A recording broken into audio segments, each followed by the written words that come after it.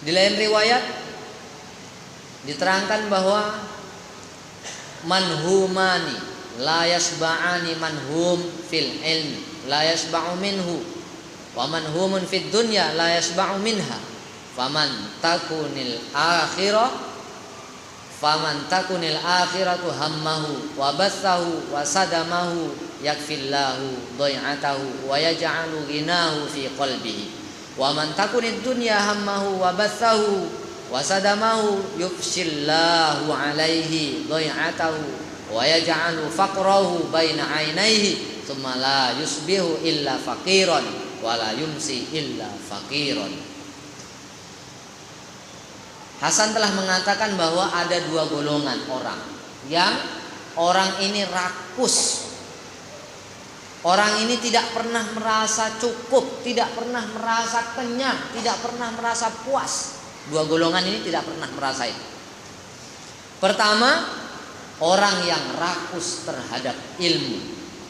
Kedua, orang yang rakus terhadap dunia. Kata Hasan, orang yang menjadikan akhirat sebagai tujuan, sebagai semboyannya, sebagai kesukaannya, maka Allah akan cukupi kekurangan dalam ibadah, dalam amal. Orang yang semboyannya, tujuannya, senangnya untuk negeri akhirat, maka Allah Subhanahu wa taala akan cukupkan kekurangan dalam ibadahnya, dalam amalnya,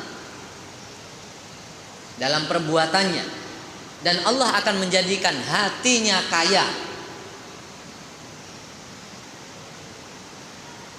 Dan siapa saja yang menjadikan dunia sebagai tujuan, sebagai semboyan, sebagai kesenangannya, kesukaannya, maka Allah akan menjadikan harta yang berlimpah yang dimilikinya itu justru menambah kefakiran yang ada di dalam hatinya. Allah akan menjadikan harta yang berlimpah dan dia tetap menjadikan di dalam hatinya itu kefakiran. Yang ditengok oleh matonya itu kesusahan. Yang ada di hadapannya itu seolah-olah seperti kesusahan, penderitaan. Kemudian Allah Subhanahu wa taala akan menjadikan orang ini pagi dan sore dalam keadaan fakir. Pagi dan sore dalam keadaan fakir. Jadi orang yang semboyannya, tujuannya, senangnya untuk dunia, itulah didapat. Tapi orang yang semboyannya, tujuannya, senangnya untuk akhirat, Masya Allah, maka Allah akan cukupi kekurangan dalam perbuatannya, dalam amalnya. Dan Allah Subhanahu wa taala akan letakkan di dalam hatinya rasa senang, rasa kaya, rasa bahagia. Tapi kalau tujuannya, semboyannya, senangnya untuk dunia yang dia carinya, maka yang ada di hadapannya adalah kefakiran. Walaupun harta bendanya sudah melimpah ruah, tetap yang ada di dalam pandangannya, dalam pikirannya adalah kesusahan, penderitaan. Pagi dan sore dalam keadaan fakir. Jadi orang yang rakus kepada dunia, seperti itulah keadaannya. Orang yang rakus kepada ilmu, Masya Allah, maka dia akan senantiasa berusaha. Dia akan senantiasa berusaha untuk menyenangkan Allah Subhanahu wa taala, untuk mendapatkan kesenangan di akhirat. Di dalam riwayat yang lain diterangkan bahwasanya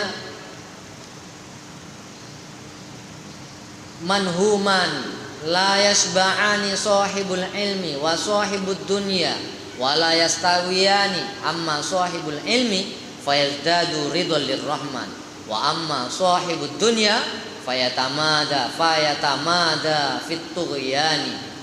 Summa qara'a Abdullah kalla innal insana la yatgha ar-ra'ahu istaghna.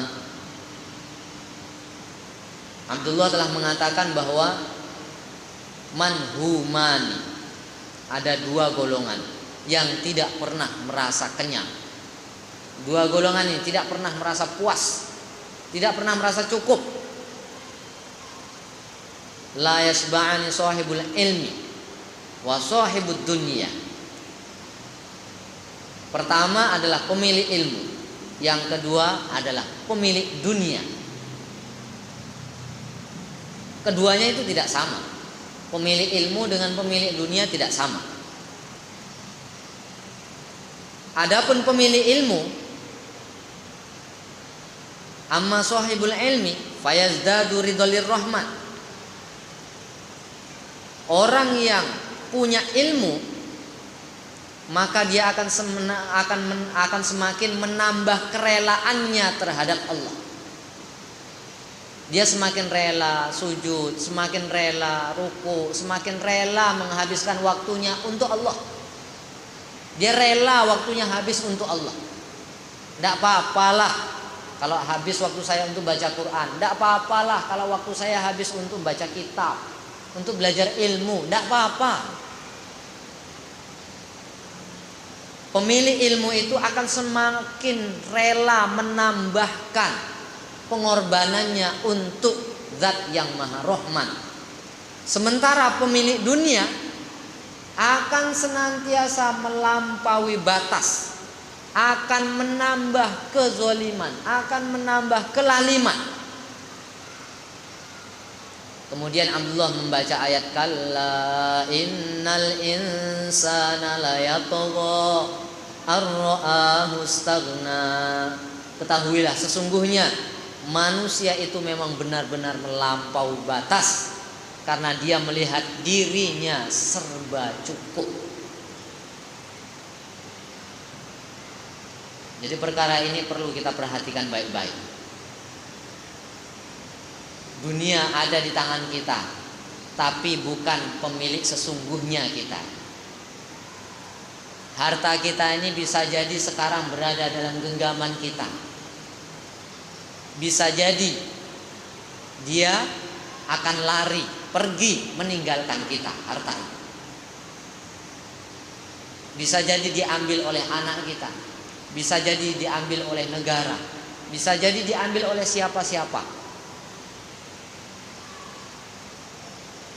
Harta kita yang sesungguhnya, yang sudah kita pakai, yang sudah kita belanjakan di jalan Allah, yang sudah kita infakkan, yang sudah kita kirim ke akhirat, yang sudah kita makan, itulah rezeki kita. Apa yang sudah kita makan, apa yang sudah kita pakai, apa yang sudah kita belanjakan untuk menyenangkan Allah dan Rasul, itulah rezeki kita. Yang lain bukan rezeki kita. Walaupun sekarang atas nama kita, tapi suatu saat nanti berubah namanya menjadi milik ahli waris ataupun menjadi milik orang lain. Walaupun kadang-kadang di dunia ini kita masih ada, masih hidup umpamanya. Kita punya tanah, surat tanah kita tuh lamo, dah lamo dah. Cuma tak ada sertifikasinya, tidak ada sertifikatnya.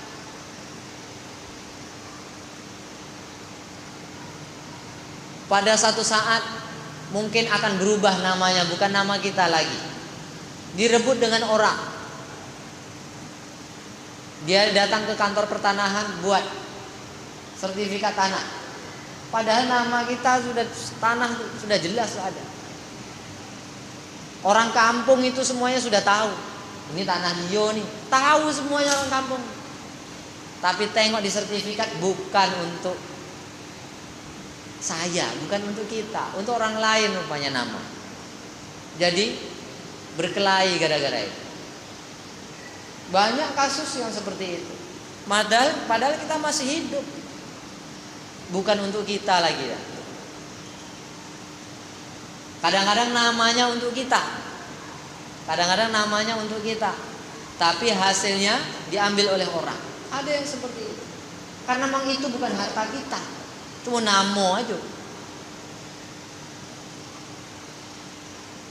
Kerakusan seseorang kepada harta dunia ini tidaklah menghasilkan, tidaklah menambah, melainkan dia akan melampaui batas. Tak peduli untuk orang pun direbut.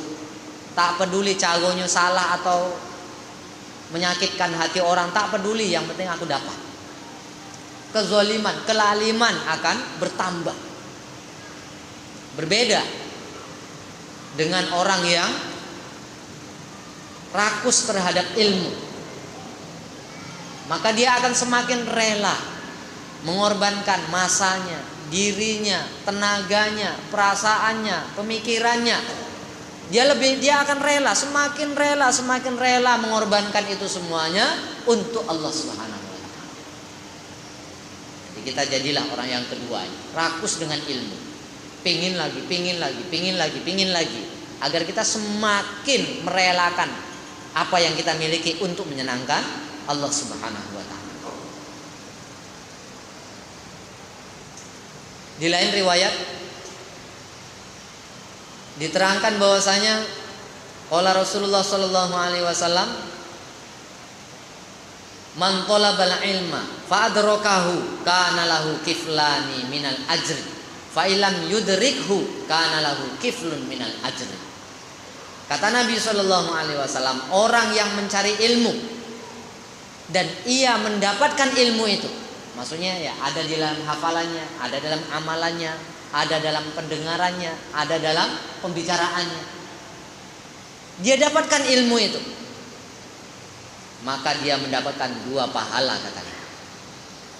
Kemudian bagi orang yang mencari ilmu, dia cari ilmu tapi tak dapat ilmu itu. Maklum belajar dah tua, belajar sekarang keluar masjid lupa dah. Belajar 3 kali 4 kali, sekali pun kadang-kadang tak lekat. Satu pun tak lekat kadang-kadang. Banyak yang belajar tak lekat satu pun umpamanya. Dia tak dapat ilmu, tapi dia terus belajar, dia terus mencari, dia terus mendatangi orang-orang alim untuk mendapatkan ilmu, maka Allah Subhanahu wa taala akan berikan kepadanya 1 pahala. Kalau dapat ilmunya 2 pahala. Kalau tak dapat ilmunya 1 pahala. Tetap dapat pahala. Maka jangan pula, malas lah aku belajar, bukannya aku dapat lagi dah, tak nyimpan, memori aku dah penuh dah ni. Tidak, tetap belajar lagi dan lagi. Karena belajar, karena tuntutan belajar itu bukan hanya sekedar untuk memperoleh ilmu, tapi untuk mendekatkan, untuk merelakan diri kita menyenangkan Allah Subhanahu wa taala. Semakin rela kita dekat dengan Allah Subhanahu wa taala, semakin senang, bahagia kita kalau bisa dekat dengan Allah Subhanahu wa taala. Bukan hanya sekedar untuk dapat ilmu saja, tapi untuk mendekati Allah Subhanahu wa taala. Demikian yang saya sampaikan. Mudah-mudahan Allah Subhanahu wa taala memberikan taufik kepada saya dan kita semua untuk senantiasa senang, bahagia, gembira mencari ilmu. Subhanallah bihamdihi, subhanakallahumma wa bihamdika, asyhadu an la ilaha illa anta, astaghfiruka wa atubu ilaik. Assalamualaikum warahmatullahi wabarakatuh.